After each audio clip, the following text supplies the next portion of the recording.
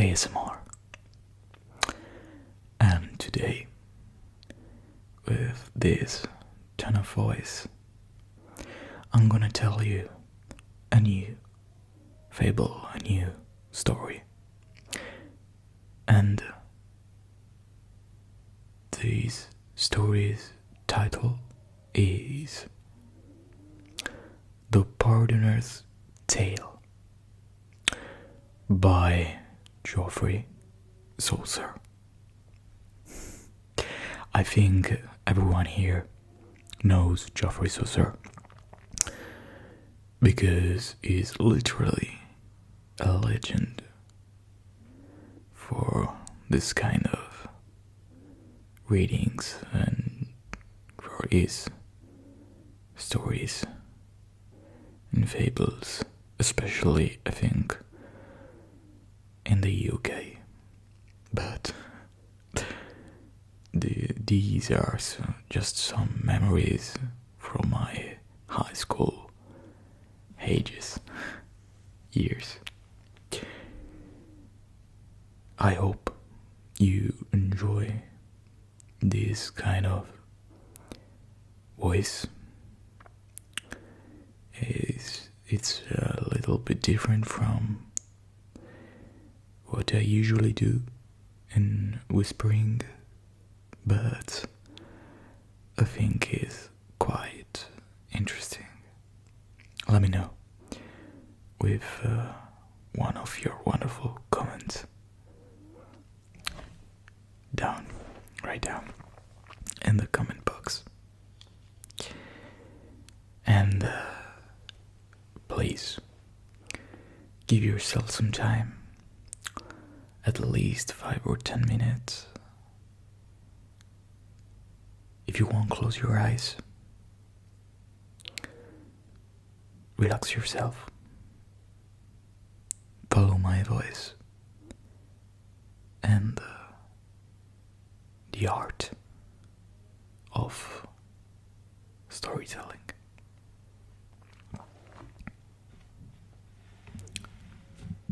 One day, the partner got drunk and told us all his secrets. I go into the churches and speak to the people. You are all good people, but if anyone has stolen money from his neighbor or cheated her husband with another man, they will go to hell. But if you give me money, I will forgive you in the name of God.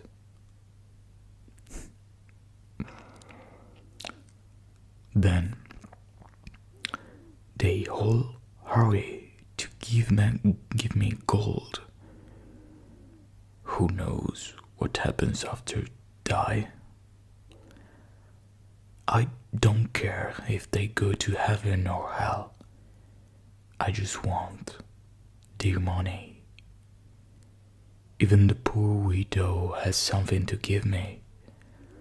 I have enough gold to buy a drink of wine and a girl in every town. But even a bad man like me can tell a good story. Listen to my tale. Some years ago, there was a group of young men who lived very badly. They danced and played music all day long. They loved eating and drinking, and afterwards, they ran after the woman of the town. Above all, they loved gambling. They lived in a time of broken promises and lies and swearing. I'm going to tell you about 3 of these bad young men. One Sunday, they were sitting in a tavern, drinking heavily instead of going to church. They heard a bell ringing in the street. The people were taking a dead man to the churchyard. One of the men called a servant boy. Go and find out who has died. Make sure you get his name correctly. I can tell you his name, said the boy. It was one of your friends. But suddenly, last night, he was killed. He was sitting at the table, completely drunk, when a silent thief named Death came and stabbed him in the heart. Then the killer went away without a word. Death kills all of us round here. He was killed thousands during the plague. Be careful if you meet him, sirs. You see him everywhere you go. That's what my mother told me. It's all I know. The host of the tavern agreed. The boy's right. This year Death killed everyone in a large village near here. Every man, woman and child was killed. The lords and the poor man. Death lives not far away. He's always appearing among us. Great God, I'm not afraid, said one of the young men. I'll look for this murderer, Death, in every street. I'll make a promise now. My brothers, let's drink together. We three are one. Death has killed our friends. Now we will kill him before the day is finished.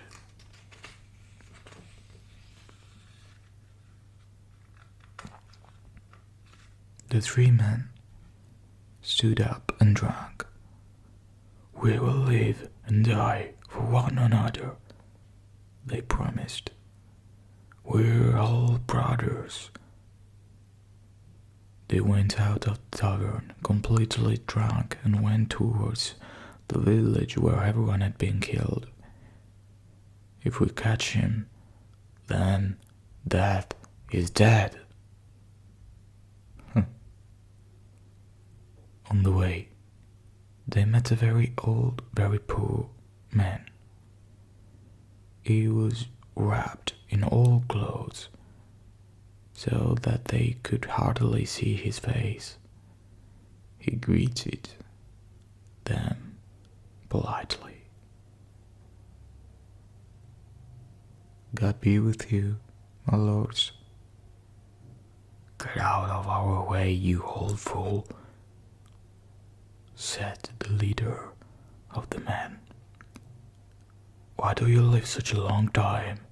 It's time for an old man like you to die. I've been all over the world, as far as India, said the old man. But I cannot find a young man who will change his life for mine. So I live as an old man until God decides that I should die. Not even death will take my life. So, like a prisoner in this world, I wait for my freedom. The heart is my mother. I knock on her gate with my stick and cry, Dear mother, let me in. Look at me. I am growing thinner every day. Wrap me in a shade and take me into my grave. But she refuses to help me. So my face is white and my bones Ash, A-H-A-C-H-E.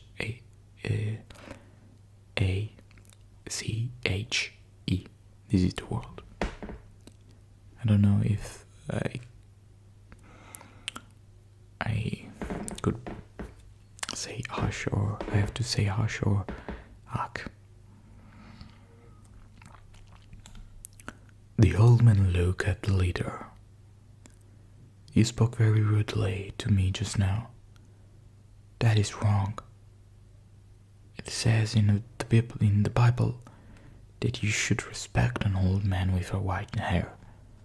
Don't hurt me, but treat me kindly so that when you are old yourself, people will respect you.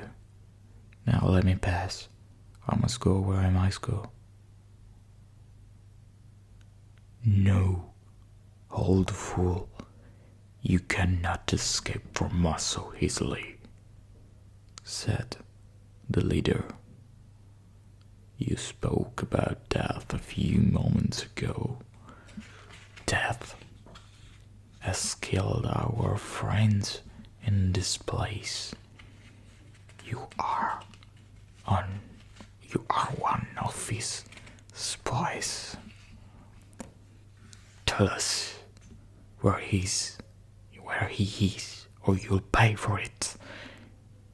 You are certainly one of Death's gang who plan to kill all the young people. You wicked thief.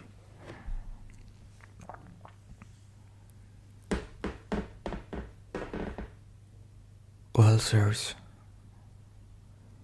if you really want to find death, follow this crooked path towards the forest.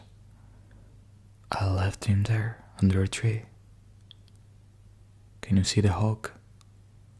He's waiting for you there, I'm sure. He's not afraid of rude young men like you. Now, God be with you and help you to become good.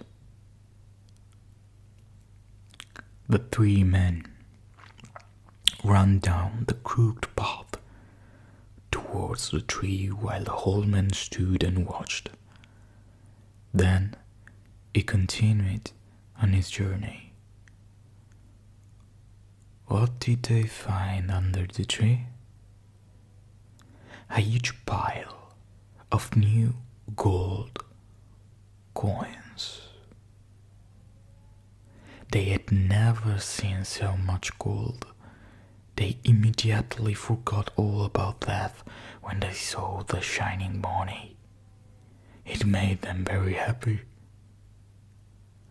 The leader spoke first. Brothers, listen to me carefully. I have a plan. Luck has given us this treasure so that we can live happily and luxuriously for the rest of our lives. We'll spend it all on pleasure. We didn't expect this to be our lucky day. We must take the gold away to my house as soon as possible, or one of your houses. Brothers, we know that it is our gold. God has given it to us to make us happy, but we mustn't take it by day. People will think we are thieves. They will hang us because of our treasure. We must take it away secretly at night. Therefore, one of us must go to the town to get bread and wine for us all, while the others stay and look after the treasure. We must go quickly and secretly. Then, when it is dark, we will carry the gold to one of our houses. What do you think? They all agreed. They drew lots, and the youngest ran off to the town to get bread and wine. The older two stayed under the tree with the gold. As soon as the youngest one had gone, the leader talked to the other. You are my true brother. We can help each other. You know that our companion has gone to the town, and here has a huge pile of gold, which we will divide among the three of us. But if we divided it between two, that would be better for both of us. Do you agree, friend? Huh? That's impossible, said the other. He knows that we have the gold. If we take it all, how can we explain it to him? Do you agree or not? Asked the first one. I can tell you my plan in a few words, if you are interested. Tell me, who will support you? Well, we are two, and he is the only one. We are stronger than him. When he comes back, begin to wrestle with him. He'll think it is a game. Then I will come up secretly behind him and stab him in the back while you are fighting. Do the same. Stick your knife in his chest. Then, my dear friend, we will divide all this gold between the two of us, like brothers. So these two criminals decided to kill the third one as soon as he returned.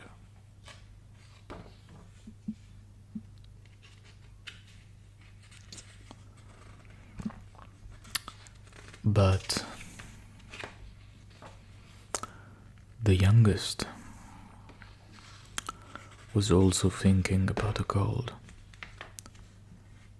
as he ran into the town. The shining coins were beautiful and bright. Oh God, he thought, I would like all this gold for myself. No one would be as happy as I would be then. The devil put an idea in his head. I'll poison my two companions, he thought. He did not feel sorry for his friends. He only thought about the gold.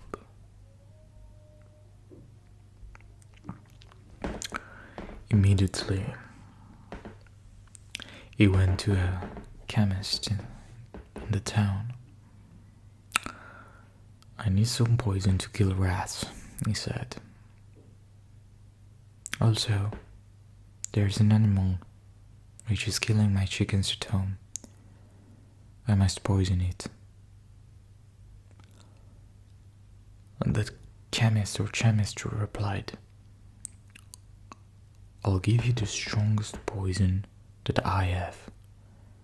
There is nobody, man or animal, that can take this poison and leave. The smallest bead is enough to kill a man in a few minutes. The young man took the box of poison and left. He went to a shop in the next street and bought 3 bottles. He put the poison in two of the bottles, but not in the third. He would drink from that bottle and enjoy the gold after his companions were dead. Then he filled the bottles with wine and went back to the tree. I am near the end of my story. As they had agreed, the two other men killed the youngest one as soon as he returned with the wine. Then they sat down. Now let's sit and drink before we bury his body. The leader took one of the bottles, drank, and passed it to his friend, who also drank. It was the poisoned wine. In a few minutes, all three were on the ground under the tree, ready for the rats and worms to eat them.